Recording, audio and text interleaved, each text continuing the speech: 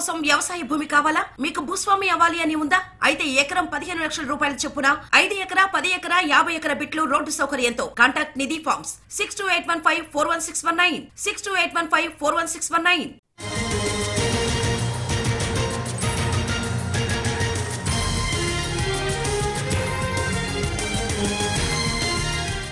ఢిల్లీలో సిడబ్ల్యూసీ సమావేశం ముగిసింది. 4 గంటలకు పైగా సమావేశం కొనసాగింది.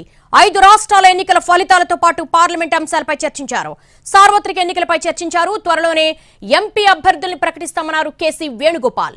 ఈ నెలాఖరులో స్క్రీనింగ్ కమిటీ సమావేశం ఉంటుందని, 2 రోజుల్లో మేనిఫెస్టో కమిటీ భేటీ అవుతుందన్నారు. బీజేపీ నియంతృత్వానికి వ్యతిరేకంగా ఇండియా కూటమి పోరాడుతుందన్న ఆయన పార్లమెంటు నుంచి 146 మందిని సస్పెండ్ చేశారన్నారు. There is no point of worrying for facing a parliament election. That vote share is very clear. Though we are going to focus parliament elections. Congress President already declared the decisions. Parliament election candidates will be decided very soon without any delay.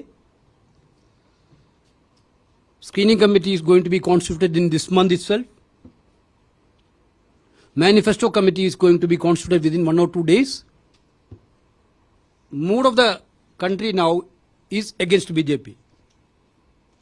The way in which they are using in the elections, everybody know that. There is no level playing field for the opposition.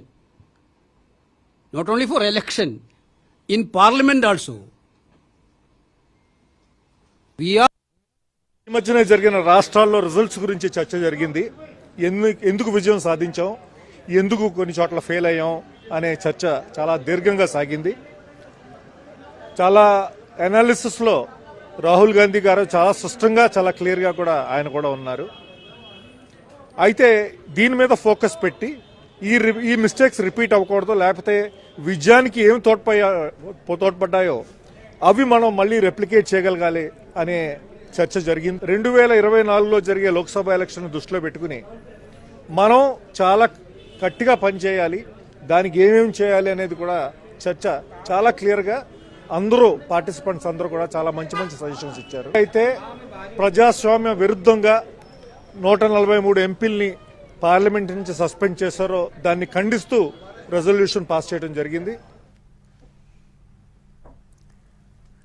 ఢిల్లీలో CWC సమావేశం ముగిసింది. 4 గంటలకు పైగా సమావేశం కొనసాగింది. 5 రాష్ట్రాల ఎన్నికల ఫలితాలతో పాటు పార్లమెంట్ అంశాలపై చర్చించారు. ఇదే అంశానికి సంబంధించి ఢిల్లీ నుంచి మా ప్రతినిధి ప్రసాద్ అడిగి మరిన్ని వివరాలు తెలుసుకుందాం. ప్రసాద్, ఏ అంశాలు చర్చకొచ్చే, మేజర్ డెవలప్మెంట్స్ ఏంటి?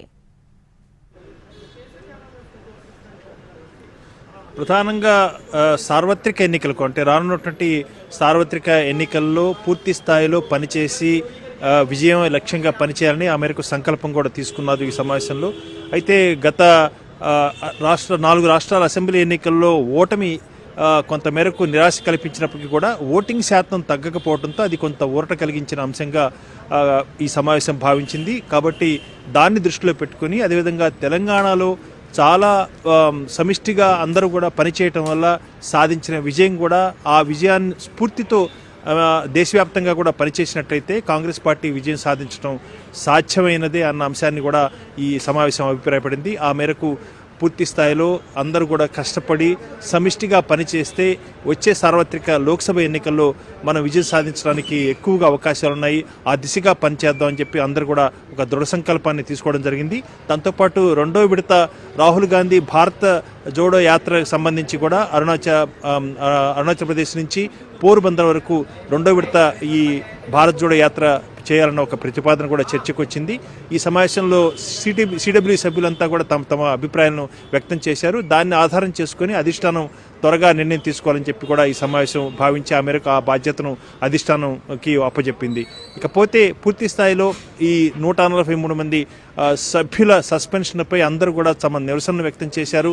ఆ విధంగా అధికార బీజేపీ వ్యవహరిస్తున్న తీరును దేశ ప్రజలకు వివరించడంతో పాటు ప్రజాస్వామ్య పునరుద్ధరణకు అందరం కూడా పనిచేయాలి, ఆ మేరకు భాగస్వామ్య పక్షాలతో కూడా కలిసి పనిచేసి సీట్ల సర్దుబాటు చేసుకొని పొత్తును కుదుర్చుకొని అధికార బీజేపీని ఓడించాలన్న ఏకైక లక్ష్యంతోనే మనం పనిచేయాలని చెప్పి కూడా ఈ సమావేశంలో తీర్మానం కూడా చేయడం జరిగింది. దీనికి సంబంధించి ఇప్పటికే ముకుల్ వాస్నిక్ కన్వీనర్గా 5 సభ్యులతో కూడినటువంటి ఒక కమిటీని కూడా కాంగ్రెస్ పార్టీ ఏర్పాటు చేసింది. కాబట్టి ఈ కమిటీ త్వరగా ఈ మిగిలిన భాగస్వామ్య పక్షాలతో, ఇండియా భాగస్వామ్య పక్షాలతో సర్దుబాటు చేసుకుని ఆ మేరకు దానిపై ఒక నిర్ణయం తీసుకుంటుందన్న అంశాన్ని కూడా ఈ తీర్మానం ఒక నిర్ణయం తీసుకుంది. ఇకపోతే పూర్తి స్థాయిలో అభ్యర్థులను కూడా నిర్ణయించుకోవాలి, ఆ మేరకు ముందస్తుగానే ఈ ఎన్నికలకు సమాయత్తం కావాలన్న అంశంపై కూడా ఒక నిర్ణయం తీసుకున్నారు. వీటన్నిటి కూడా ఎన్నికలకు అంటే 2024లో జరిగే సార్వత్రిక ఎన్నికలకు సమాయత్తం ఎందుకు, సన్నద్ధం ఎందుకు కాంగ్రెస్ పార్టీ పూర్తి స్థాయిలో తన కసరత్తును ప్రారంభించింది.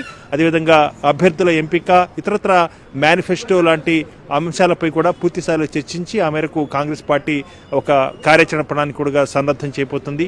ఆ రకంగా అందరూ కూడా ఈ మొత్తం వ్యవస్థలో ఉన్నటువంటి అనేకమైనటువంటి అంశాలు, అదేవిధంగా కాంగ్రెస్ పార్టీ సిద్ధాంతాలను ప్రజల్లోకి మరింత బలంగా తీసుకెళ్లడం ద్వారా కాంగ్రెస్ పార్టీ విజయం సాధించేందుకు ఇవన్నీ కూడా దోహదం చేస్తాయి. కాబట్టి ఆ రకంగా అందరం కూడా పనిచేయాలి అన్న అంశంపై కూడా ఏకాభిప్రాయాన్ని వ్యక్తం చేశారు. ఆ మేరకు అందరూ కూడా ఈ సార్వత్రిక ఎన్నికలకు సమాయత్తం కావాలన్న ఒక మానసికమైనటువంటి నిర్ణయానికి, అదేవిధంగా ఒక దృఢ సంకల్పంతో పనిచేయాలన్న ఒక నిర్ణయానికి కూడా రావడం జరిగింది. Right Prasad, thank you.